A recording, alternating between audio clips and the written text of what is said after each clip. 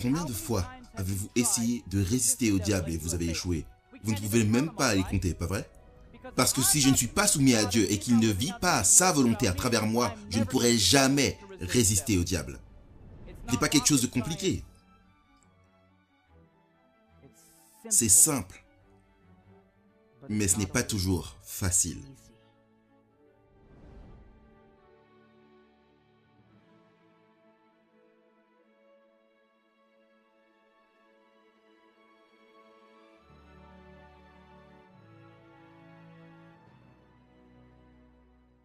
J'aimerais vous souhaiter la bienvenue à notre dernière session sur 10.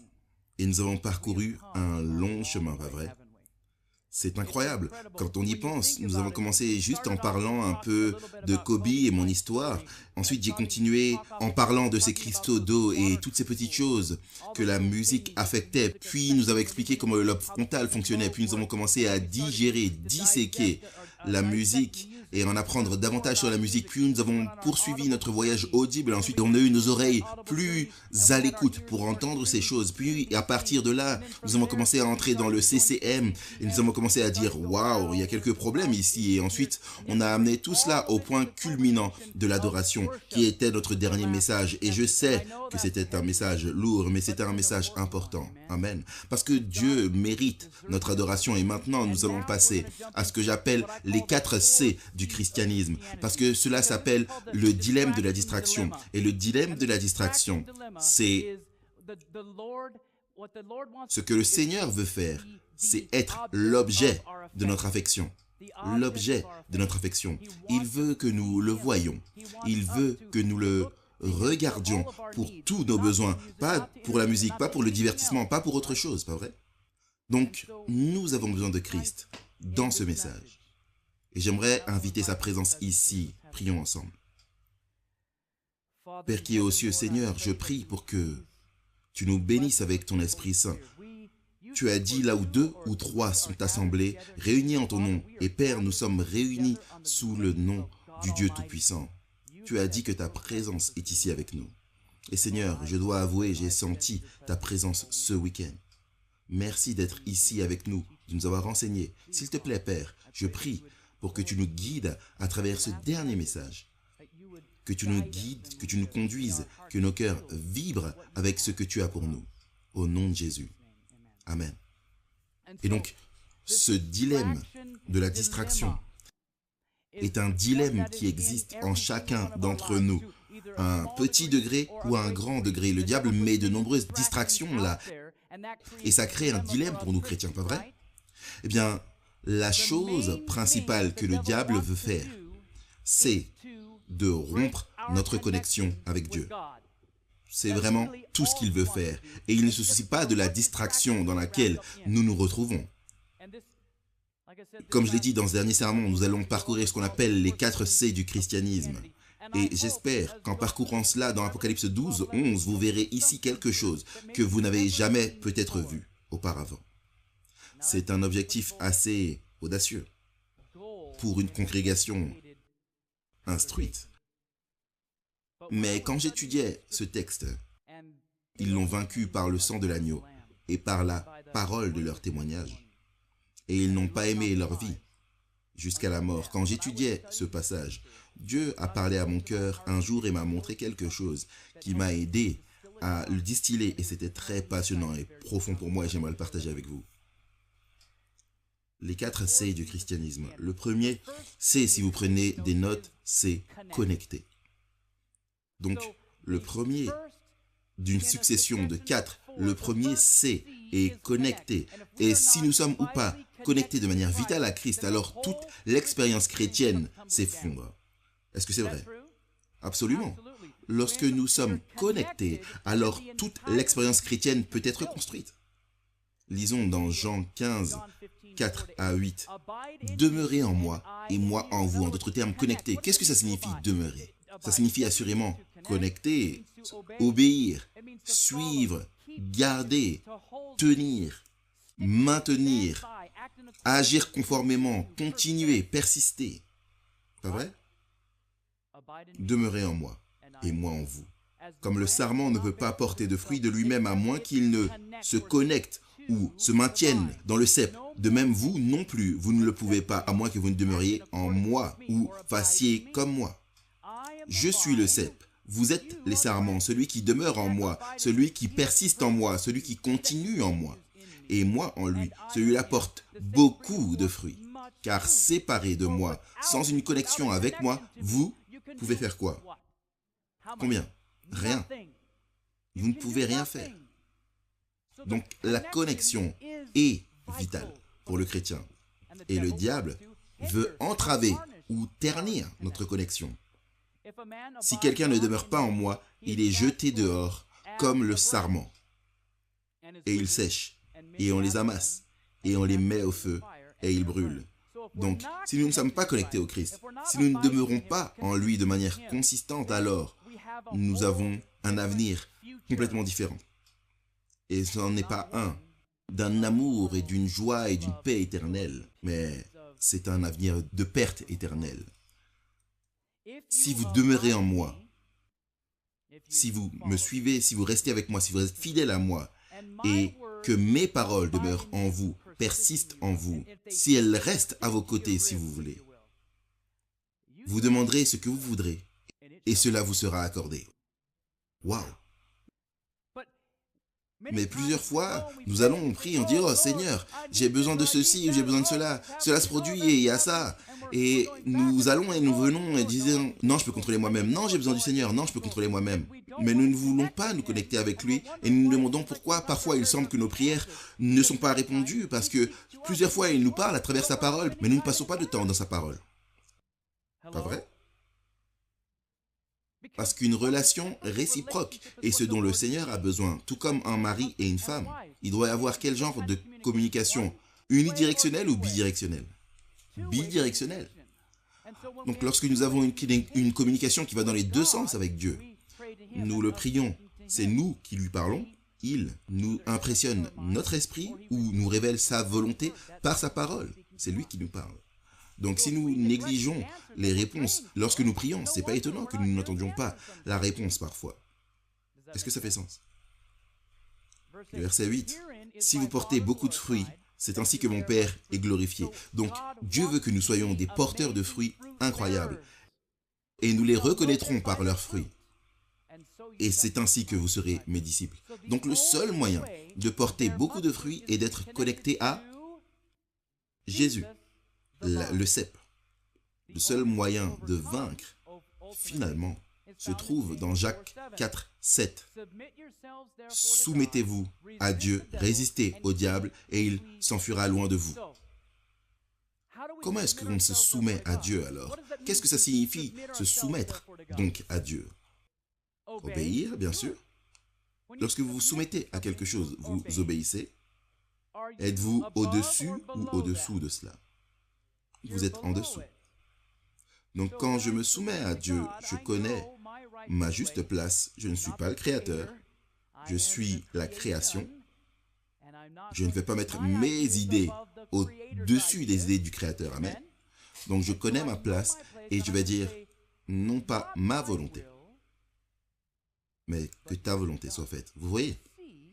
Quand je suis, toute cette chose philosophique du fais ce que tu veux, quand je m'engage dans ce genre de style de vie, ce que je dis, c'est que je sais mieux que Dieu. Je suis plus haut que Dieu. Non. Il est dit de nous soumettre donc à Dieu. Donc lorsque nous venons à Dieu, nous nous soumettons, nous disons, je n'ai pas les réponses, je ne suis pas au-dessus de toi, tu es au-dessus de moi, je me soumets à toi et je te demande de changer mon cœur, je te demande de travailler à travers moi parce que la partie suivante de la phrase dit « résister au diable ». Parce que si je ne suis pas soumis à Dieu et qu'il ne vit pas sa volonté à travers moi, je ne pourrai jamais résister au diable. Combien de fois avez-vous essayé de résister au diable et vous avez échoué? Nous ne pouvons même pas les compter, pas vrai? Mais combien de fois avez-vous résisté et avez-vous réussi? J'espère que vous pouvez les compter, amen. C'est quoi la différence? À un moment, nous sommes connectés et Christ a pu travailler à travers nous. Et il a eu la victoire à travers nous. Maintenant, nous devions être des participants volontaires. C'est un mot actif, résister au diable. Et puis, bien sûr, il est dit que le diable fuira loin de nous. Vous voyez, c'est en fait une équation. Ça plus ça égale ça. Soumission plus résistance, avec sa force et sa puissance égale victoire. Le diable s'enfuit. C'est puissant. Maintenant, le psaume 50, verset 15 nous dit « Appelle-moi au jour du malheur, et je te délivrerai, et tu me glorifieras. » Donc Dieu dit, si vous avez des difficultés dans votre vie, si vous avez des problèmes dans votre vie, si vous vous soumettez à moi, je suis là pour vous, et vous allez me glorifier. Pourquoi? Parce que vous allez avoir la victoire. Parce que Dieu a une attente pour nous, et c'est une attente de victoire. Est-ce que vous croyez ça, Église? Amen. Maintenant, j'entretiens une relation saine avec ma mère. Dieu merci, c'était dur quand j'étais enfant, mais Dieu nous a vraiment guéris et rassemblés. Et parfois, j'appelle ma mère. Et parfois, elle a l'audace de ne pas répondre au téléphone. Je reçois « Bonjour, c'est Pam, je suis désolé, je ne suis pas là en ce moment. » En fait, c'est pas Pam, c'est pas la vérité. C'est une mauvaise copie de Pam, pas vrai? Je ne suis pas disponible pour le moment, laissez-moi un message, je vous rappellerai plus tard. Mais maman, j'avais besoin d'un conseil, j'avais besoin de te parler de quelque chose, et elle a l'audace d'avoir une vie en dehors de la mienne. Mais voici ce qui m'étonne tant au sujet de Dieu. Chaque fois que j'ai appelé Dieu, je n'ai jamais eu droit à son répondeur. Amen. Même pas une fois. Il y a toujours eu Dieu à l'autre bout du fil. Il est là, mais vous comprenez l'idée. Il a toujours été là pour moi. Il a toujours eu les réponses dont j'avais besoin. Mais je devais l'appeler au jour du trouble. Vous voyez ce que l'ennemi dit, c'est non, non, non. Je sais que les choses sont difficiles, mais ne t'inquiète pas. Échappe-toi vers toutes mes affaires. Échappe-toi vers mes films, vers ma musique. Parce que tu sais, c'est ça qui va t'aider. Non, ce n'est pas la réalité. Si je viens d'abord à Dieu, si je quoi? Si je l'invoque au jour de la détresse, il le fera. Il n'est pas dit qu'il y pensera. Il n'est pas dit qu'il me rappellera. Il a dit qu'il me délivrera et je vais le glorifier. C'est quoi le premier C? Connecté. Amen. Message à la Genèse 431. La communion avec Dieu encourage les bonnes pensées. Pourrions-nous aussi dire la connexion avec Dieu? Assurément. Encourage les bonnes pensées, les aspirations nobles, les perceptions claires de la vérité et des nobles objectifs d'action. Ceux qui connectent ainsi leur âme à Dieu sont reconnus par lui comme ses fils et filles. Ils s'élèvent de plus en plus haut, obtenant des vues claires de Dieu et de l'éternité, jusqu'à ce que le Seigneur fasse d'eux des canaux de lumière et de sagesse pour atteindre le monde. Vous voyez, la connexion avec Dieu doit se produire avant même que nous puissions passer au deuxième C avec une quelconque puissance. Il fut un temps où je ne connaissais pas ma femme Kobe. Et c'était une période sombre de ma vie. Il y eut un temps où je ne la connaissais pas. Et finalement, je l'ai vue et j'ai voulu me connecter avec elle. Et alors, je suis allé vers elle et je lui ai dit « Bonjour, je m'appelle Christian. Veux-tu m'épouser ?» Est-ce que vous pensez que c'est ce qui s'est passé? Non. Si j'avais dit cela, qu'est-ce qu'elle aurait dit? Elle aurait dit « Mais t'es qui? Je ne te connais même pas. » Pourquoi n'aurait-elle pas voulu être avec moi? Parce qu'elle n'a jamais eu de contact avec moi. Pas vrai?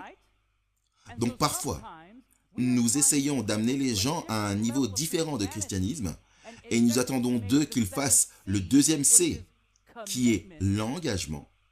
Nous essayons de les amener à un niveau d'engagement avant de leur avoir permis de s'engager dans le niveau de connexion, si vous voulez. Et, soit dit en passant, la connexion ne s'arrête jamais. Je suis toujours en contact avec ma femme, 15 ans plus tard. 16 ans et demi maintenant, mais on a été mariés pendant 15 ans. Mais ça fait déjà 15 ans qu'on est mariés. Et donc parfois, nous essayons d'atteindre un niveau d'engagement avec le Seigneur. Et bien sûr, il est dit dans Psaume 37,5, « Recommande ton sort à l'Éternel, mets en lui ta confiance et il agira. » Donc qu'est-ce que ça veut dire s'engager? Ça signifie donner sa parole, mettre de côté. Par exemple, si je m'engage ou je promets de l'argent, je mets cela de côté. Est-ce que c'est juste? Donc, ce qui se passe, c'est que nous essayons parfois d'amener les gens à s'engager envers Dieu, parfois dans un court séminaire de 28 jours sur la prophétie. Nous voulons les amener à un moment où ils s'engagent et on s'attend à ce qu'ils soient connectés et prennent une décision et disent oui, je vais avancer et avoir une vie avec Jésus maintenant. Et mes amis, parfois, ce format ne fonctionne tout simplement pas.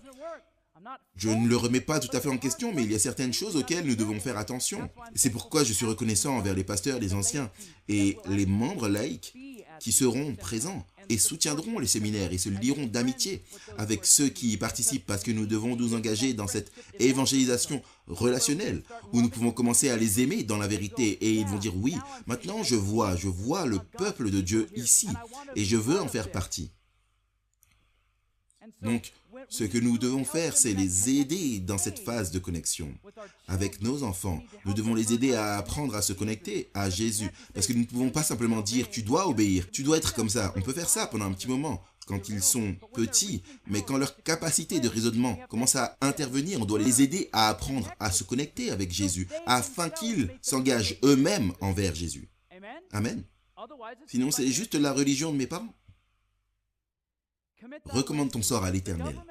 Le gouvernement de Dieu n'est pas, comme Satan veut le faire paraître, fondé sur une vision aveugle de la soumission et un contrôle irraisonné. Il fait appel à l'intellect et à la conscience. Venez maintenant, raisonnons ensemble et l'invitation du Créateur aux êtres qu'il a créés. Ésaïe 1,18. Il nous reste à choisir si nous serons libérés de l'esclavage du péché, de partager la glorieuse liberté des fils de Dieu. Donc, quand j'ai rencontré Kobe pour la première fois, je ne m'attendais pas à ce qu'elle m'épouse aveuglément. Pourquoi? Parce que nous n'avions pas passé de temps ensemble. Nous n'avions pas vu et testé les eaux. Puis-je faire confiance à mon cœur avec elle? Est-ce que je pense qu'elle va sortir mon cœur de ma poitrine et le jeter par terre et l'écraser? Ou est-ce que je crois qu'elle fera attention à mon cœur? Est-ce que je crois qu'elle va m'aider dans mon parcours de vie? Maintenant, quand je l'ai rencontrée, je n'étais pas chrétien. Est-ce qu'on a les mêmes goûts? Est-ce qu'on a les mêmes aversions? Est-ce qu'on aime le même genre de musique? Est-ce qu'on aime le même genre de film? Et tout ce genre de choses. À l'époque, ce sont les questions que je me suis posées. Et une fois que nous étions suffisamment connectés, et je pensais qu'elle ne m'arracherait pas le cœur, parce que la phase de connexion se déroulait, une communication bidirectionnelle, alors je suis soigneusement passé à l'étape suivante et j'ai dit, et c'est un peu pathétique, mais c'est comme ça que ça s'est passé. Je n'ai pas dit, est-ce que tu veux m'épouser? Est-ce que tu veux être ma petite amie? Est-ce que tu veux être ma fiancée? Je n'ai pas dit ça. J'ai dit, écoute, je t'aime vraiment, je pense que je suis en profonde appréciation de toi. Je suis sérieux, est-ce que je dis la vérité, ma femme? Et je lui ai dit, je t'aime vraiment. Elle est facile à aimer, donc je lui ai dit, je t'aime vraiment. Et j'ai l'impression que tu m'aimes vraiment également, mais je ne veux pas être petit copain, petite copine, mais ne voyons pas d'autres personnes. C'est vraiment ce que j'ai dit. Et elle a dit, ok, ça me semble bien. Donc on s'est dit, waouh, on est vraiment sous le même joug. Donc de quoi est-ce que j'avais peur? J'avais peur du rejet, j'avais peur de l'engagement. Mais vous voyez mes amis, ce que Dieu a dit c'est, écoute, je te donne une invitation à venir et à raisonner avec moi. Je te donne une invitation à venir et à goûter et à voir que je suis bon. Goûte et vois que tu peux me faire confiance avec ton cœur parce que je ne vais jamais l'arracher de ta poitrine et le jeter à terre. Tu peux me faire confiance. La seule façon qu'on peut arriver à cette conclusion, c'est si nous avons passé du temps avec lui dans la prière et dans sa parole. C'est ainsi que nous sommes connectés. Sans connexion, nous n'arriverons jamais au point de vouloir prendre cet engagement. Pourquoi? Par peur du rejet. Et si Dieu me rejette? Mais quand nous connaissons le caractère de Dieu, il ne nous rejette pas. Donc cela peut construire une certaine confidence et on peut dire, je veux m'engager envers Dieu. Et nous pensons presque, waouh, j'espère qu'il ne me laisse pas tomber. Est-ce que Dieu va nous laisser tomber? La réalité, c'est que nous disons, j'espère que je ne le laisserai pas tomber. C'est ce qu'on est en train de dire. Et parfois, nous allons le laisser tomber. Mais vous savez quoi? En tant qu'époux aimant, et c'est ce qu'il est, l'époux, il récupérera son épouse. Finalement, nous sommes passés à cette phase d'engagement parce que j'ai appris que je pouvais faire confiance à Kobe et elle a appris qu'elle pouvait me faire confiance et qu'elle ne me trahirait pas. Ayant la foi et la confiance et croyant en Dieu, nous avons tout. Et Dieu ne trahira jamais notre confiance. Vous pouvez lui faire confiance. Il est toujours aimant, supporte patiemment nos faiblesses et nos infirmités et est toujours prêt à pardonner nos perversités. Est-ce que vous avez lu ça? Il ne nous rejette pas parce que nous avons des problèmes. Ce n'est pas ce qu'il fait. Il est dit ici, il supporte patiemment nos faiblesses et nos infirmités et il est prêt à pardonner nos perversités. Il est là pour nous, mes amis. Vous pouvez lui faire confiance jusqu'au ciel. Il est dit ici de marcher avec douceur, avec confiance, avec humilité devant lui, de lui recommander notre sort, de jeter tout notre soin sur lui, car il se soucie de nous. Amen. L'image différente de Dieu, c'est que certaines personnes ont « Obéis-moi ou je vais te brûler ». Et ce n'est pas le cas, c'est une fausse doctrine. Eh bien, Kobe et moi avons passé du temps ensemble et nous sommes finalement tombés amoureux l'un de l'autre. Je suis tombé amoureux d'elle. J'ai dit, tu sais quoi? Je suis maintenant amoureux de toi. J'ai dit ces mots. C'était terrifiant, mais j'ai dit ces mots. Vous devez comprendre, avant ça, j'avais eu plusieurs relations et mon cœur avait été arraché et jeté par terre. Et maintenant, j'arrive à un moment où je crois que je peux lui faire confiance. Et donc, je suis arrivé à un moment où j'ai dit, tu sais quoi? Je t'aime tellement que je suis prêt à abandonner toutes les autres 90% du temps. Pourquoi est-ce que vous riez? Je veux dire, soyez sérieux, c'est un A quand même. Pas vrai, les professeurs, c'est un A. C'est un A-, mais c'est un A quand même. Est-ce que vous pensez qu'elle devrait accepter le marché? Waouh, vous êtes dur. Et qu'est-ce que vous pensez de ça? J'ai dit, Kobe, je t'aime tellement que je vais te donner 95% de moi-même. Ça, c'est un A vraiment plus, non? Est-ce qu'elle devrait accepter le marché? Pourquoi?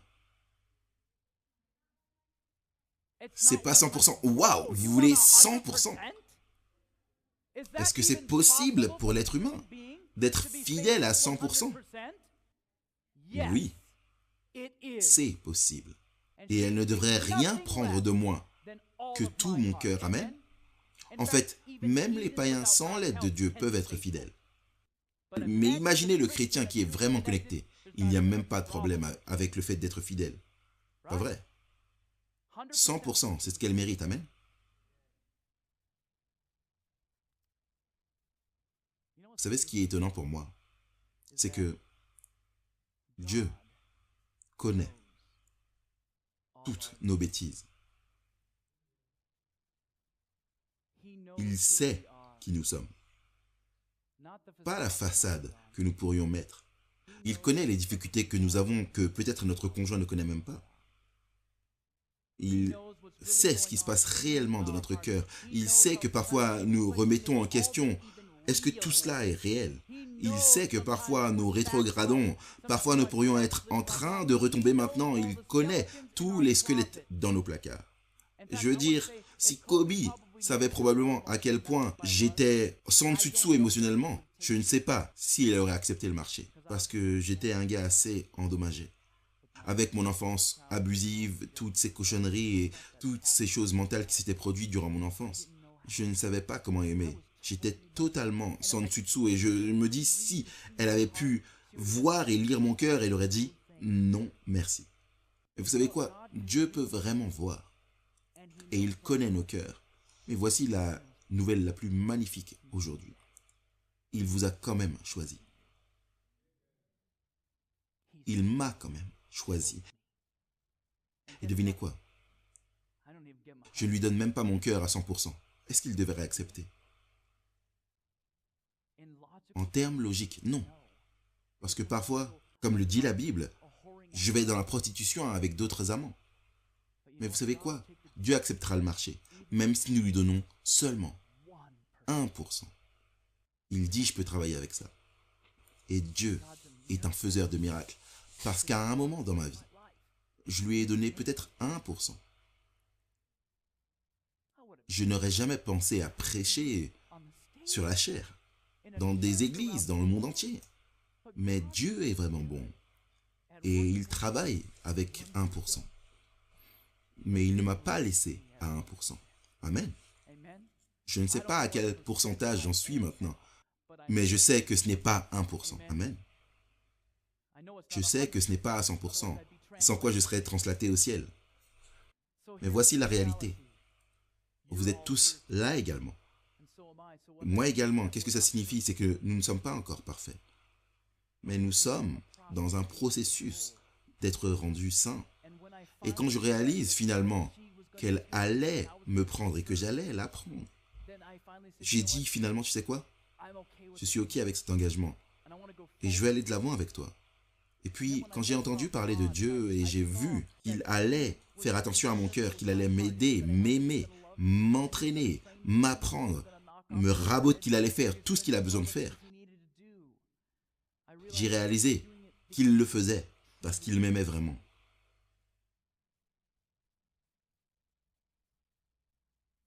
Vous êtes une génération choisie.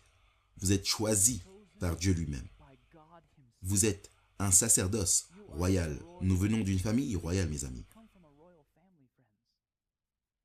Nous sommes une nation sainte, un peuple particulier. Ça signifie mis à part, afin que nous puissions annoncer les vertus de celui qui nous a appelés des ténèbres à son admirable lumière. Nous l'aimons parce qu'il nous a aimés en premier. Et j'espère donc que notre amour pour Dieu se reflète réellement dans nos vies. J'espère que ce n'est pas des paroles en l'air que nous prononçons. « Oh oui, j'aime Dieu » et on sort de notre vie et on nie Dieu.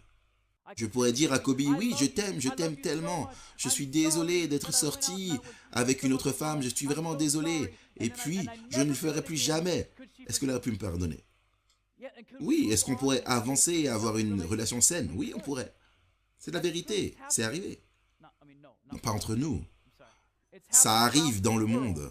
Dieu soit loué, chérie, c'est pas vrai, c'est pas arrivé. Mais la réalité, c'est que il y a le pardon pour le péché. Et même si nous partons dans la prostitution, comme le décrivent 7 livres dans la Bible, après nos idoles ou d'autres amants, et que nous revenons à Dieu, Dieu ne dit pas, est-ce que tu es sûr, tu veux revenir cette fois? Il dit non, je chanterai pour toi, je t'aime. Celui qui a été perdu a été retrouvé.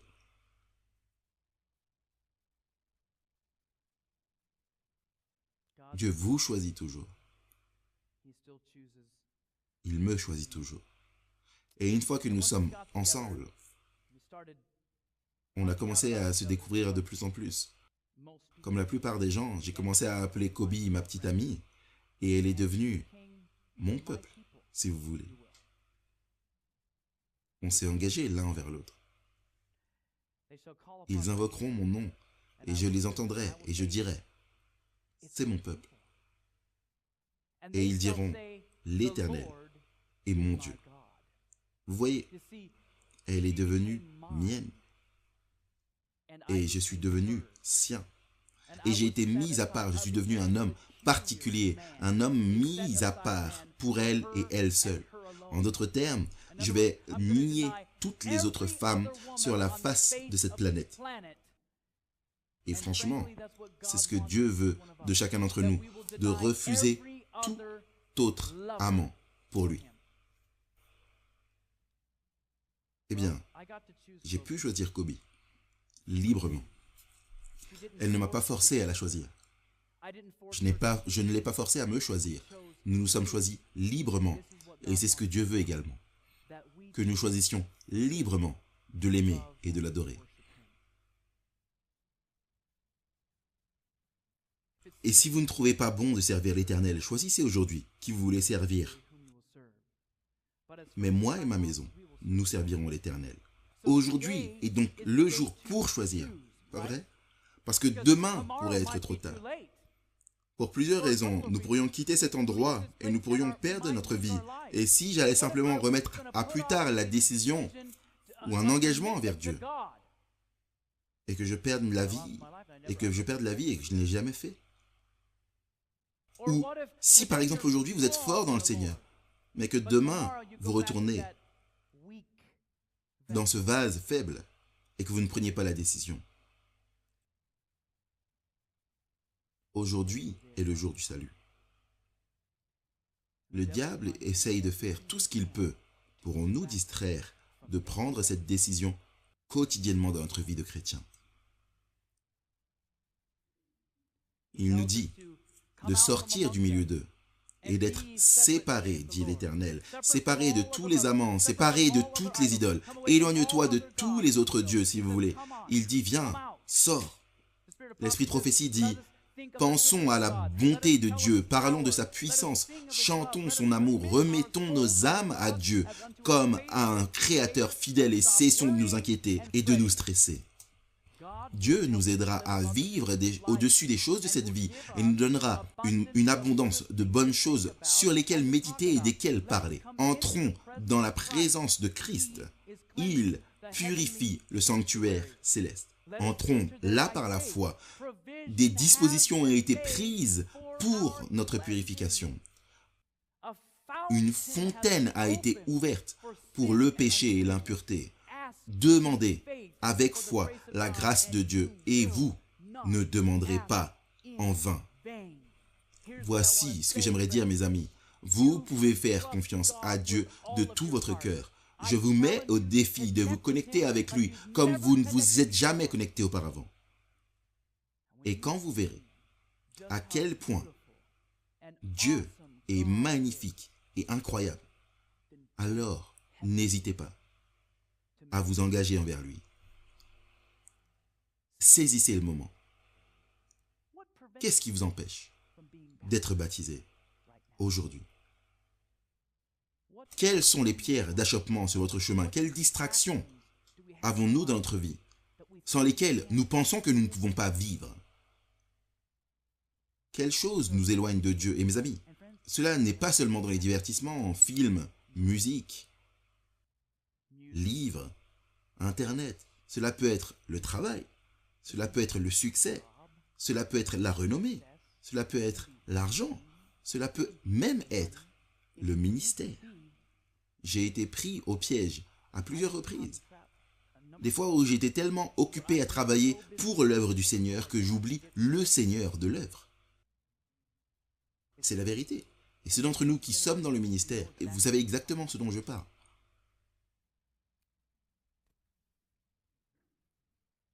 Le premier C, connecter. Et comment est-ce qu'on se connecte? Encore une fois? En savoir plus sur Dieu. On se connecte avec Dieu. On entre dans nos Bibles. On prie. On passe du temps avec le Seigneur.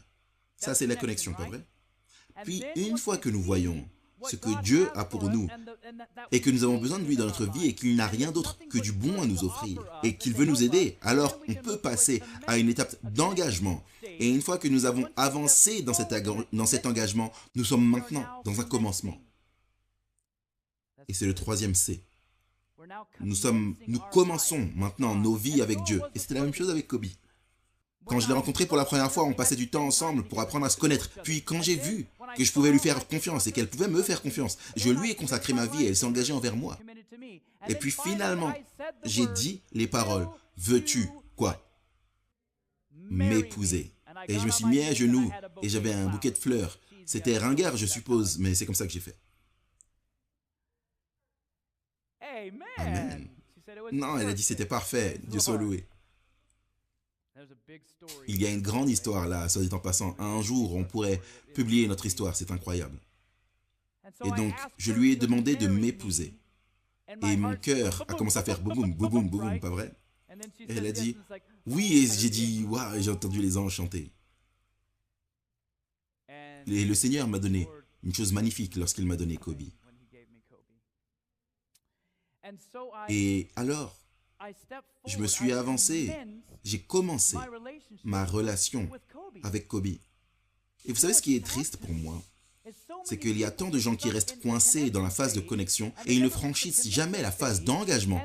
Et ainsi, ils ne peuvent jamais commencer leur vie ensemble et avoir un mariage glorieux. Et je vois cela dans le christianisme également, où bien des fois, ils restent dans cette phase de connexion ou une phase de quasi-connexion. Ah, on va vérifier ça, on va vérifier ça, on va vérifier ça. Mais on n'ira jamais à Dieu pour apprendre de lui directement. On va écouter cette personne, celle-ci, celle-là, regarder ce programme, et on remplit nos têtes de tout ça. Mais on ne se connecte pas personnellement avec Dieu. Donc on n'arrive jamais à un point d'engagement, et on ne commence jamais l'œuvre de Dieu. Quelle chose triste. Parce que vraiment, la connexion est vitale. L'engagement est vital. Mais mes amis, jusqu'à ce que vous vous mettiez les pieds dans le christianisme, jusqu'à ce que vous commenciez à faire quelque chose de génial pour amener des âmes à Jésus-Christ et commenciez l'œuvre de Dieu, vous manquez une très grande partie de votre expérience chrétienne. C'est vrai. Matthieu 28, 19 parle du commencement. Allez, c'est le premier mot. Qu'est-ce que ça signifie? Allez, ça signifie commencer, pas vrai? Allez, à vos marques, prêts, arrêtez. Et c'est ce que beaucoup de chrétiens font. Ils ont les yeux fixés sur le but, Jésus-Christ. Et ils se préparent. Ils veulent prendre cet engagement, mais ils ne commencent jamais. Est-ce que vous savez combien de personnes auxquelles je parle? Parfois, je vais dans des églises, ou des organisations, ou des camps, et ils m'invitent à nouveau plus tard, peut-être 3-4 ans plus tard. Et ils disent, est-ce que tu veux revenir? Et je dis, bien sûr. Et je reviens, et parfois, exactement les mêmes personnes qui m'ont parlé de leur projet pour le ministère, pour Dieu, 4 ans auparavant, prévoient toujours de faire quelque chose pour Dieu dans le futur. Et je dis, hé mon frère, comment ça va? Tu m'as parlé la dernière fois de créer un petit restaurant végétalien afin que tu puisses répandre la vérité sur le message de santé. Comment ça va pour toi? Eh bien, ouais, tu sais quoi, on y pense toujours. Certains d'entre eux, j'ai noué de bonnes relations avec eux et je dis, est-ce que tu vas y penser jusqu'aux portes célestes? Qu'est-ce qui ne va pas là? Soit la connexion ou l'engagement. Et si nous avons une bonne connexion, nous aurons l'engagement. Parce que c'est une progression naturelle. Lorsque vous cherchez Dieu pour qui il est vraiment, vous voudrez lui consacrer votre vie. Et alors, vous voulez sortir et parler de la parole de Dieu et commencer l'œuvre de Dieu. Mais si vous ne voulez pas œuvrer pour Dieu, faire quelque chose de personnel pour Dieu, quelque chose ne va pas, soit dans la connexion, soit dans l'engagement. Ça fait sens? Mais je ne sais pas quoi dire. Je ne sais pas comment parler, Christian. Je ne sais pas comment parler non plus, mes amis. En fait, Moïse a dit, je ne peux pas parler parce que Soit il avait un problème de bégaiement, soit il ne connaissait pas la langue. Franchement, je pense que c'est les deux à la fois. Il était lent à parler, il ne connaissait pas la langue. C'est un peu un problème pour communiquer. Ne pensez-vous pas? Du moins, dans notre raisonnement humain. Mais l'appel, c'est quoi? Allez. Il est dit, allez et faites de toutes les nations des disciples, les baptisant au nom du Père, du Fils et du Saint-Esprit. Est-ce que Moïse voulait aller? Il a été, mais il avait peur parce que sa chair était faible. Et alors Dieu dit à Moïse, va donc, je serai avec ta bouche et je t'enseignerai ce que tu auras à dire. Mais Christian, j'ai peur, je ne sais pas comment donner des études bibliques, je ne sais pas comment parler, je ne sais pas comment... Ok, ça va. Mais Dieu a dit, maintenant, je vais et je serai avec ta bouche et je t'enseignerai ce que tu auras à dire. N'a-t-il pas dit cela? Bien sûr. Donc ce que ça signifie, c'est que lorsque Dieu nous demande de faire quelque chose, il nous permettra de le faire. C'est la vérité. Mais je ne sais pas comment. Eh bien, donne ça à Dieu. Quand j'étais plus jeune dans la foi, une de mes premières études bibliques, c'était avec environ 8 jeunes hommes. Un de mes amis qui avait été élevé adventiste est venu vers moi et m'a dit, hey, Christian, il y a ce groupe de jeunes hommes qui veulent se réunir et étudier la Bible. Je n'ai jamais donné d'études bibliques, est-ce que tu veux venir et faire ça? Moi non plus, je n'ai jamais donné d'études bibliques. Il dit, ok, est-ce que tu veux? Ouais, parce que j'étais connecté et j'étais engagé et je voulais commencer l'œuvre de Dieu, amen. Maintenant, j'avais déjà œuvré pour plusieurs ministères. J'étais dans un ministère à plein temps, je travaillais comme ouvrier pour Dieu, mais je n'avais pas donné d'études bibliques moi-même, en dehors de parler avec Kobe et de l'aider à venir au Seigneur. Mais je voulais commencer l'œuvre de Dieu. Alors j'ai dit, bien sûr, allons-y, faisons-le. Tremblant alors que mes genoux se frappaient l'un contre l'autre, ok? Alors j'y vais, parce que je connaissais l'écriture. Va donc, je serai avec ta bouche et je t'enseignerai ce que tu auras à dire. Maintenant, je l'avais mis là, et je le croyais qu'il allait me faire sortir les paroles, amen. Donc on a été, et cette étude biblique a duré pendant beaucoup de mois. Et mes amis, je n'étais pas doué du tout. Je vous le dis tout de suite. Mais je leur ai dit ça, écoutez, vous savez, je suis un nouveau chrétien ici et je suis prêt à étudier la parole de Dieu avec vous les amis. Et finalement, il s'est avéré que c'est moi qui sois le leader de ce groupe d'études. Et alors, qu'est-ce que vous pensez que cela m'a fait tout au long de la semaine? Appelle, invoque-moi, je composais le numéro pour le ciel et dans la parole de Dieu, pas vrai? C'est intéressant de voir comment ça fonctionne. Lorsque nous sommes connectés, engagés et qu'on commence, on ferait mieux de savoir de quoi on parle. Et donc, je commençais à aller de l'avant et je leur disais, écoutez, je ne connais pas toutes les réponses, mais je sais que toutes les réponses sont dans cette parole. Donc si je ne peux pas vous donner cette réponse maintenant, donnez-moi une semaine et la semaine prochaine, j'aurai la réponse pour vous. C'est juste? Ils ont dit, ok, ça va. Donc, ça me donnait du temps d'aller et de demander à d'autres personnes qui étaient plus avancées dans la foi, qui connaissaient la réponse, où je pouvais aller la trouver moi-même. Finalement, on est arrivé jusqu'à un gars. Et apparemment, je n'étais pas très bon, apparemment, à mes yeux. 7 ont décroché et un seul est resté. Même le gars qui m'a invité à faire les études est parti. Je suis sérieux. Je me dis, Seigneur, tu as appelé la mauvaise personne. Moi, je fais des vidéos. Moi, je suis un réalisateur. Je ne suis pas un orateur public. Je ne suis pas quelqu'un qui donne des études bibliques. Tu as appelé la mauvaise personne. Et le Seigneur a dit, chut, va donc, je serai avec ta bouche. Je t'enseignerai ce que tu auras à dire. Ce dernier gars m'a dit, est-ce que ma femme pourrait nous rejoindre pour étudier? J'ai dit, oui, assurément. Ça signifie qu'il est toujours intéressé. Et devinez quoi? Et devinez ce que Dieu a fait. Il a amené une famille mormone du mormonisme à l'église adventiste du 7e jour. Et à ce jour, ils sont des membres fidèles, diacres et diaconesses dans l'église adventiste. Est-ce que c'est parce que je l'ai bien fait? Non. Mais c'est parce que j'étais prêt, connecté, engagé, et j'étais volontaire pour commencer. Amen? Donc il n'y a aucune excuse pour vous. Amen. La femme du pasteur dit Amen. Chaque parole de Dieu est pure. Il est un bouclier pour ceux qui mettent en lui leur confiance. Mais j'ai peur. Et si je te déçois, Seigneur, et si j'échoue, et si je ne le fais pas bien, je vais éloigner des gens de toi. Ne vous inquiétez pas là-dessus.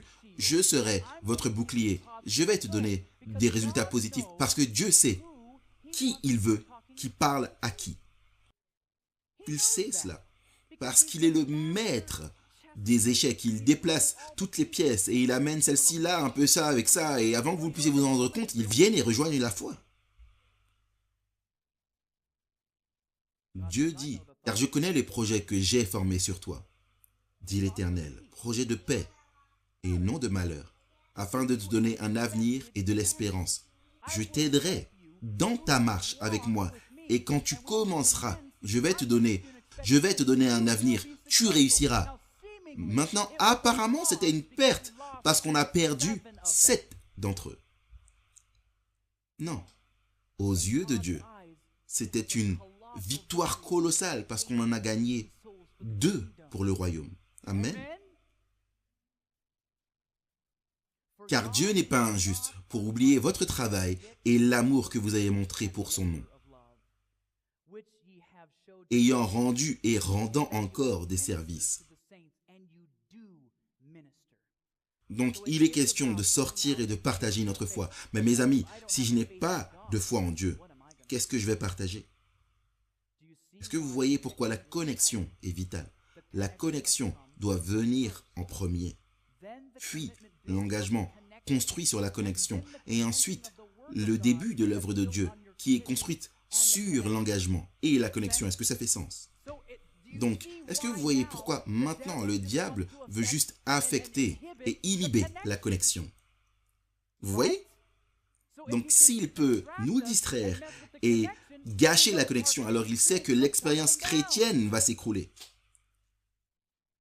Kobe et moi avons décidé de sortir par la foi et de commencer notre vie ensemble. Nous nous sommes mariés. Nous sommes allés à l'hôtel et nous sommes engagés l'un envers l'autre, sans réserve. Nous avons commencé nos vies ensemble. Nous sommes mariés. Et j'ai dit, je le veux. Et elle a dit, je le veux. Dans ces mots, je le veux, qu'est-ce que ça signifie? Je veux promettre de te donner mon cœur. Et mon cœur, rien que pour toi. Je veux promettre de protéger ton cœur. Je veux promettre toutes ces choses magnifiques. Dans ces seuls mots, je le veux. Et Dieu nous l'a déjà dit, je le veux. Il attend que nous puissions lui dire, je le veux. Pourquoi ne le ferions-nous pas? Parce que nous n'avons pas encore entendu parler de lui. Avant notre mariage, nous nous sommes tous deux donné notre vie, non seulement l'un à l'autre, mais surtout à Dieu. Et nous avons commencé notre relation ensemble, maintenant, avec lui. Nous avons tous deux dit « Je le veux » au Christ. En tant qu'ambassadeur de Christ, je vous implore de commencer votre œuvre. La Revue Herald, le 16 décembre 1884. Commencez votre œuvre intelligemment, ramassez les extrémités effilochées et liez-les pour le temps de l'éternité. Il n'est pas encore trop tard pour que les torts soient réparés. Et alors que Jésus, notre médiateur, plaide en notre faveur, faisons notre part du travail. Aimons Dieu de tout notre cœur et notre prochain comme nous-mêmes. Avec Kobe, j'aurais pu dire, et si je dis les mauvaises choses, et si je ne fais pas toutes les bonnes choses, et si elle me dit non, et si je la déçois, et si, et si je n'avais jamais fait ce pas pour dire, ok, je vais prendre un risque et je vais voir si elle veut être avec moi, j'aurais pu perdre 16 ans de la meilleure relation que n'ai jamais eue dans ma vie. Et mes amis, et si je laissais Dieu tomber, et si Dieu ne m'acceptait pas, et si, et on n'avance pas par la foi, et nous manquons la magnifique bénédiction d'une relation avec Dieu. Je veux dire, j'ai pris cet engagement envers Dieu il y a 16 ans moi-même, et je vais vous dire, cela a été la meilleure décision de ma vie avec Dieu. Nous sommes allés de l'avant, et nous avons été grandement récompensés par un mariage magnifique. Amen. Christ, dans la parole, s'appelle l'époux, et nous sommes l'Église, nous sommes appelés l'épouse. Et cela symbolise le lien étroit que nous pouvons avoir les uns avec les autres et avec Christ. Nous pouvons devenir un avec Christ. Philippiens 4, 13 dit « Je puis tout par Christ qui me fortifie. » Donc vous voyez, voilà comment ça fonctionne. Il est dit « Si nous connectons avec lui et que nous lui confions nos vies, alors c'est la force de Christ qui m'aidera à faire toutes choses. Ce n'est pas ma propre force. » Bien sûr, j'ai besoin d'être un participant volontaire à cela, dans cette relation, tout comme je dois participer volontairement avec Kobe. Et ainsi, lorsque je participe volontairement, et que Dieu dit, Christian, je veux que tu ailles ici et fasses cela, je dis, bien sûr, Seigneur, je suis là, envoie-moi. Ma femme dit, Christian, est-ce que tu veux bien faire ceci ou cela? Je dis, bien sûr, chérie, de quoi est-ce que tu as besoin? Pas, quoi? Pourquoi est-ce que tu veux que je fasse ça? Fais-le toi-même. Oh, waouh. Quelle relation excellente, pas vrai? On n'a jamais eu ça. Elle me demande quelque chose, c'est bien sûr, je veux la servir. Pourquoi? Parce que je l'estime plus que moi-même. Je l'aime. Il en va de même pour Dieu. Si Dieu me demande d'aller faire quelque chose, je ne vais pas dire « Oh non, non, non, je ne vais pas trouver toutes ces excuses. » Est-ce que ça reflète vraiment un amour pour Dieu? Ou est-ce que c'est juste des paroles en l'air? Est-ce que c'est une peur qui vient du diable? Est-ce que c'est un manque d'engagement ou de connexion? Au reste, fortifiez-vous dans le Seigneur et par sa force toute puissante. Revêtez-vous de toutes les armes de Dieu, afin de pouvoir tenir ferme contre les ruses du diable. Car nous n'avons pas à lutter contre la chair et le sang, mais contre les dominations, contre les autorités dans l'industrie de la musique, contre les princes de ce monde de ténèbres dans l'industrie des films, contre les esprits méchants dans les lieux élevés. C'est pourquoi prenez toutes les armes de Dieu, afin de pouvoir résister dans le mauvais jour et tenir ferme après avoir surmonté 2-3 choses. Après avoir tout surmonté. Lorsque nous sommes connectés, lorsque nous sommes engagés, lorsque nous commençons, nous ferons finalement l'expérience du 4e C, et c'est-à-dire nous conquérons. Amen. Espère en l'Éternel, fortifie-toi, et que ton cœur s'affermisse. Espère, je le dis, en l'Éternel, car le Seigneur lui-même a un signal donné. À la voix d'un archange et au son de la trompette de Dieu descendra du ciel, et les morts en Christ ressusciteront premièrement. Et ensuite, nous les vivants qui serons restés, nous serons tous ensemble enlevés avec eux sur les nuées à la rencontre du Seigneur dans les airs. Et ainsi, nous serons toujours avec le Seigneur. C'est pourquoi, consolez-vous donc les uns les autres par ces paroles. Si vous êtes connectés, si vous êtes engagés, si vous commencez, vous allez conquérir et nous allons rentrer à la maison. Mais mes amis, si nous ne nous connectons pas, que nous laissons le diable ternir cette connexion, ou simplement la rompre lentement, ou simplement la briser d'un seul coup, nous ne verrons pas le royaume. La connexion. Tout tourne autour de se connecter avec notre Créateur. Est-ce que vous le voyez? Loué soit Dieu. Donc, comment pouvons-nous nous débarrasser de manière tangible? Comment pouvons-nous, de manière pratique, nous débarrasser des distractions de cette vie? C'est une énorme question, n'est-ce pas? C'est un changement radical. Comment se débarrasser de tout ça? Laissez-moi vous suggérer un défi de 90 jours. Un défi de 90 jours qui commence sans médias pendant 45 jours. Est-ce que c'est possible pour l'être humain de faire cela? Certains croient que ce n'est pas possible. Un sevrage médiatique complet de 45 jours. Voici comment ça marche. Ça veut dire pas de télévision. Ça veut dire pas de film. Ça veut dire pas de musique. Ça veut dire pas de jeux. Ça veut dire pas de jeux vidéo. Ça veut dire pas de magazines like. Ça veut dire pas de livres qui sont en dehors d'un contenu spirituel. Ça signifie pas d'internet. Ça signifie pas de Facebook. Ça signifie pas de Netflix. Ça signifie pas de médias. C'est comme ça que vous avez la victoire. Mais c'est trop fanatique. Non, ce n'est pas le cas. Laissez-moi vous poser cette question. Laissez-moi essayer de mettre cela en perspective. Est-ce que une personne qui veut vaincre l'alcoolisme doit garder de l'alcool dans sa maison? Qu'est-ce qu'elle devrait faire? Elle devrait s'en débarrasser à 90%? Est-ce qu'elle devrait se débarrasser de tout? Non, mais vous êtes sérieux? Tout? Pourquoi? Pourquoi les alcooliques doivent se débarrasser de tout l'alcool qu'il y a s'ils veulent avoir la victoire? Pourquoi? Parce qu'ils vont passer par une phase de sevrage. Et lorsque la phase de sevrage arrive, ils savent que la solution pour remédier à ce sentiment terrible, et la solution de leur pensée, c'est quoi? Boire plus, pas vrai? Donc, pour l'alcoolique, il n'est pas sage de garder l'alcool dans sa maison parce que quand ils sont faibles, et en fait ils le seront à un moment donné, c'est à portée de main. Ils l'attrapent, ils boivent et ils perdent le contrôle. Pas vrai? Cependant, s'ils mettent cela de côté, pas simplement prendre la bouteille soigneusement dans la poubelle juste au cas où ils la voudraient plus tard, non, ils jettent tout et ils rincent afin qu'ils ne puissent même pas lécher la bouteille. Ils jettent tout ça, ils écrasent la bouteille dans leur poubelle. Et quand vient cette tentation de boire, devinez quoi? Ils ont créé autour d'eux, qu'est-ce qu'ils ont créé? Une bulle. Amen. Tu as raison, une zone tampon. Donc, ce que Dieu veut faire, c'est établir une véritable haie de protection autour de nous. Et nous demandons à Dieu de nous protéger des choses de ce monde. Nous demandons à Dieu de nous protéger de l'invasion du diable. Nous disons, Seigneur, s'il te plaît, éloigne le diable. Puis il met en place cette haie de protection. Et ensuite, nous disons, hé les amis, quel film hollywoodien voulez-vous voir? Voulez-vous regarder avec toutes ces choses impies dedans?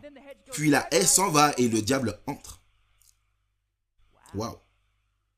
Est-ce que c'est comme ça que ça marche? C'est comme ça que ça marche, les amis. Les saints anges sont là pour retenir les chiens de l'enfer. Restez en arrière. Ça, c'est le peuple de Dieu. Ils ont demandé la protection. Nous, on les protège. Partez. Et les démons disent, vous inquiétez pas. On a Netflix qui arrive. On a Netflix qui arrive. Vous inquiétez pas. On a ce truc qui arrive. Ne vous inquiétez pas. Ils vont surfer sur Internet et on va faire apparaître cette petite pub. Vous voyez ce que je veux dire? Tout d'un coup, ces petits anges déchus arrogants qui veulent nous faire du mal sont invités en notre présence parce que nous avons accepté les choses du diable dans notre maison. Et les saints anges de Dieu replient leurs ailes et reculent et emportent la lumière avec eux. Que Dieu ait pitié de nous. Pas de médias pendant 45 jours. Donc ce que nous faisons, c'est que nous mettons potentiellement le diable sur le trottoir, si vous voulez, pendant 45 jours. Maintenant, pourquoi est-ce qu'on ferait cela? Pourquoi est-ce qu'on jeûne de tout cela? Eh bien, ça c'est une bonne question, parce que nous avons trouvé scientifiquement qu'il faut environ 45 jours pour créer une nouvelle habitude. Environ 40. Cela réinitialisera nos papilles gustatives et auditives, si vous voulez. Notre discernement s'améliorera. Nous commencerons à entendre la voix de Dieu. Notre expérience chrétienne atteindra de nouveaux sommets et les choses du monde deviendront étrangement ternes. Dieu soit loué et nous aurons du temps à investir dans notre marche avec Dieu et nous apprendrons même à accepter le calme. Avant, je ne pouvais pas avoir aucun moment calme dans ma vie. Il devait avoir quelque chose en arrière-plan, la radio, la télé ou quelque chose comme ça qui fait du bruit parce que franchement, je ne voulais pas être seul avec mes propres pensées. Mais alors que je passais plus de temps avec Dieu, il m'a aidé à gérer tant de ces mauvaises pensées, de mon cœur brisé. Je suis enfin arrivé à un moment dans ma vie où j'aime juste être dans le calme. Vous savez à quel point c'est libérateur. Waouh! Et j'aime rentrer dans ce modèle calme et me détendre dans la nature ou écouter les oiseaux dans les arbres. Avant, je dis, mais tu rêves jamais de la vie. Donc le défi de 90 jours. Nous arrêtons de nourrir le chien charnel. Nous affamons le chien charnel pendant 45 jours. Jour 1, nous supprimons tous les médias de nos vies. Peu importe ce que ça peut être, ce que l'esprit nous révèle, qui peut être un problème dans notre vie. Et ensuite, nous quittons les éléments desquels nous ne sommes pas sûrs en ce moment. La zone grise, nous les mettons de côté. Nous remplaçons le temps vide maintenant, et croyez-moi, il y aura beaucoup de temps. Vous serez choqués du temps que vous avez dans votre vie. Vous remplacez ce temps vide par des choses productives. Les gens disent, je ne pourrais jamais faire ça. Alors Dieu est un menteur. Parce qu'il est dit, je puis tout par Christ qui me fortifie. Amen. Est-ce que ça signifie que je peux même vivre sans mon Facebook? Je ne peux pas vivre sans... Alors comment est-ce que l'humanité a-t-elle fait au cours des 6000 dernières années? C'est étonnant pour moi de voir ce dont on pense qu'on a besoin pour survivre, pour communiquer. Ah ben je ne sais pas. Peut-être va chez quelqu'un et dîne avec lui. Je ne sais pas. Décroche ton téléphone et dis « Bonjour maman, je t'aime ». Non pas « Hé, je suis là maintenant ». On peut même pas mettre des phrases complètes, c'est juste des consonnes. Non. Décrochons le téléphone et parlons, amen. Ce que le diable fait, c'est qu'il coupe la communication vitale et saine partout où il va, partout où il le peut. Je ne pourrais jamais faire cela. Non, je pense pas que je pourrais faire ça. Non, oublie. Si c'est votre réaction à ce défi, alors cela vous sert d'avertissement pour dire que nos âmes sont distraites de Jésus. Est-ce que vous avez compris ça? Ça devrait servir comme un avertissement. Pim, pim, pim. Si immédiatement vous dites « Ah non, je ne vais pas faire ça pendant 45 jours », alors ça signifie que quelque chose d'autre a élu domicile dans votre cœur et vous distrait de Jésus. Voilà ce que ça signifie.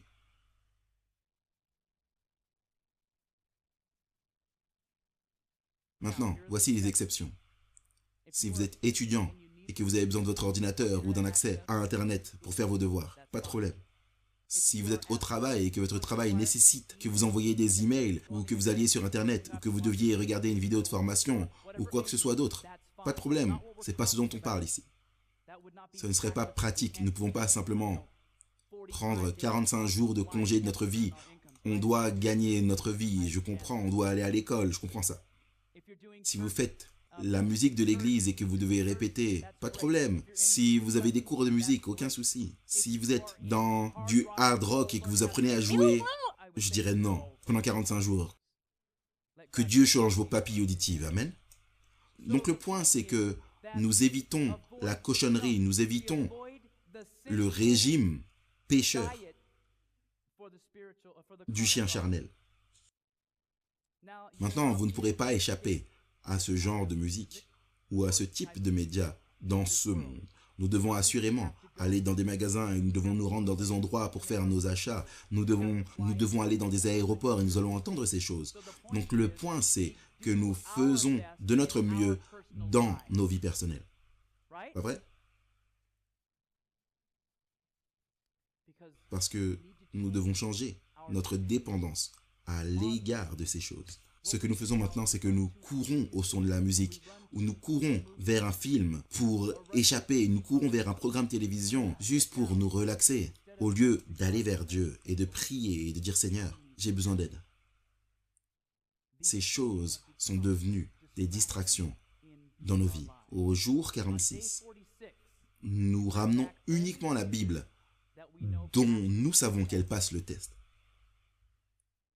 Bien sûr, nous avons commencé au premier jour à lire notre Bible. Et je vais vous suggérer de lire Jésus-Christ. Vous voulez savoir pourquoi?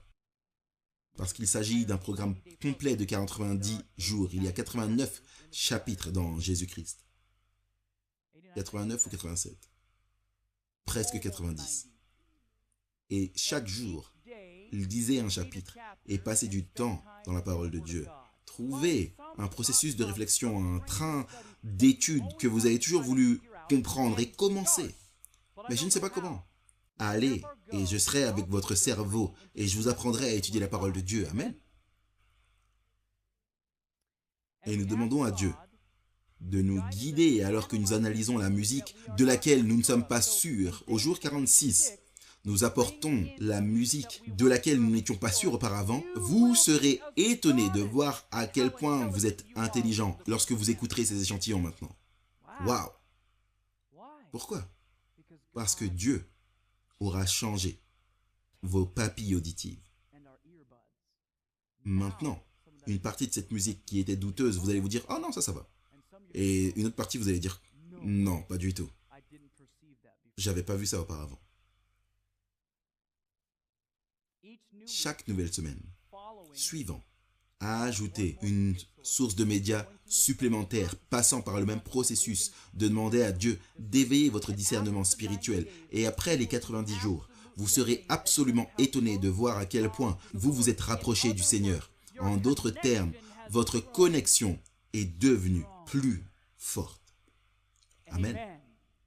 Et c'est le problème de la plupart d'entre nous, c'est la connexion avec le Seigneur. Nous laissons toutes ces choses entrer et nous distraire.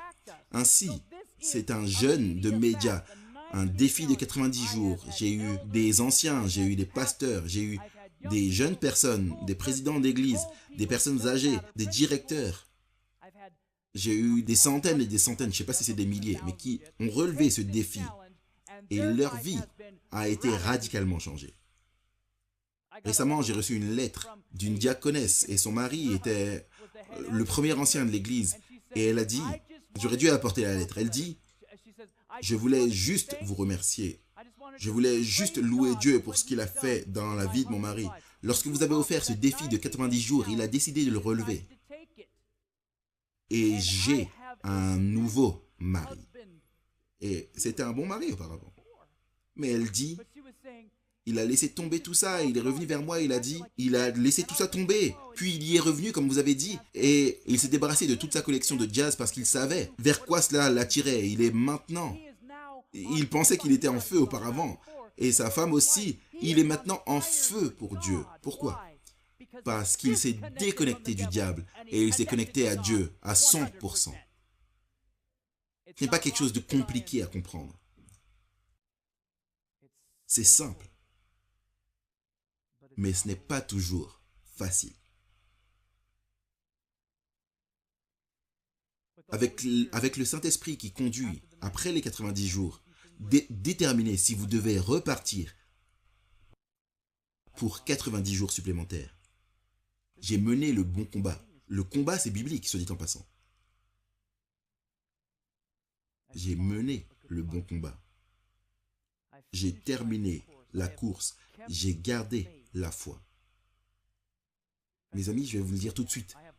J'ai aussi des témoignages de personnes qui disent « On a décidé de relever le défi. » Et le jour même, quand ils sont rentrés chez eux, ils ont dit « Avant la fin de la soirée, on était en train de monter sur les murs. » Ils se sont dit « On n'a pas réalisé à quel point on était accro à cette société séculière, alors que nous avons pensé être l'Église. » Certains d'entre vous, dans cette salle, sont gravement dépendants. Et ce n'est que grâce à un temps de prière conséquent avec Dieu que vous allez vous en sortir. Mais devinez quoi? Vous pouvez vous en sortir. Vous le pouvez. Et votre vie peut être transformée pour toujours, lorsque vous ne serez plus distrait. Désormais, la couronne de justice m'est réservée. Pourquoi? Parce que nous avons combattu le bon combat de la foi. Que le Seigneur, le juste juge, me donnera dans ce jour-là, et non à moi seulement, mais encore à tous ceux qui auront aimé son avènement.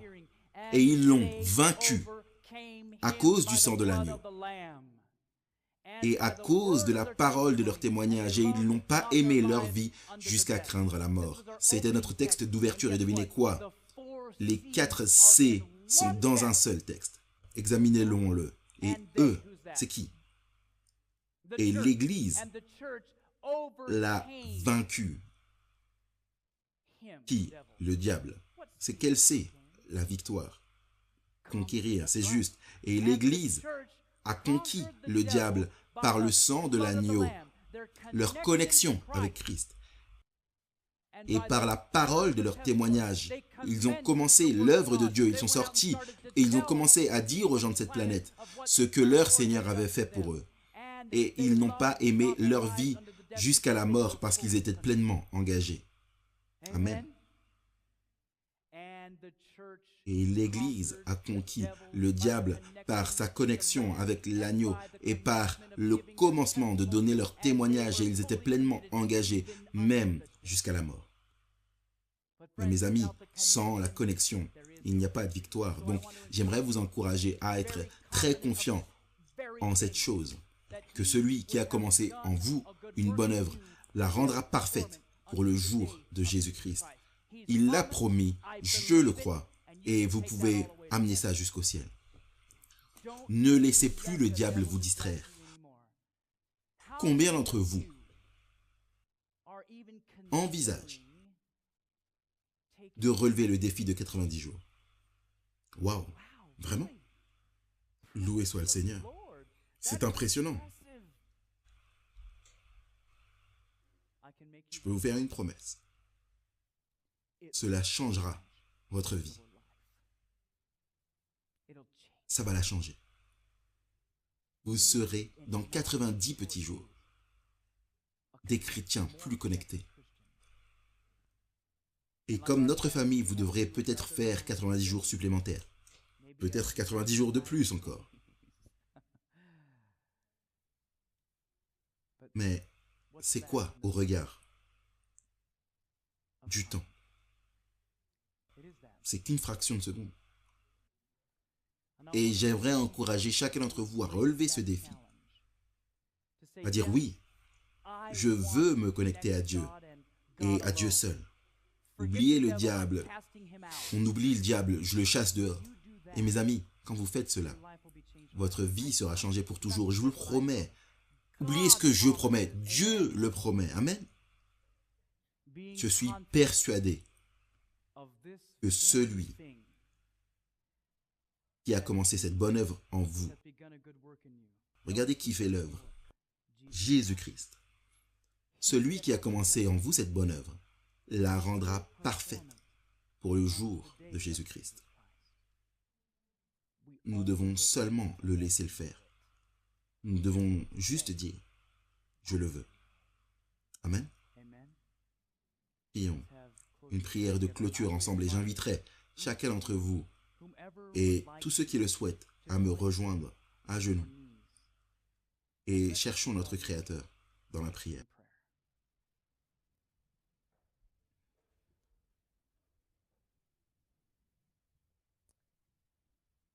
Notre Père Céleste, nous demandons qu'alors que nous nous soumettons à toi, que tu viennes dans nos cœurs, que tu nous aides à résister au diable, afin qu'il puisse fuir loin de nous. Seigneur, je prie que s'il te plaît, tu aides chacun qui est ici à prendre la décision d'avoir des changements colossaux dans sa vie.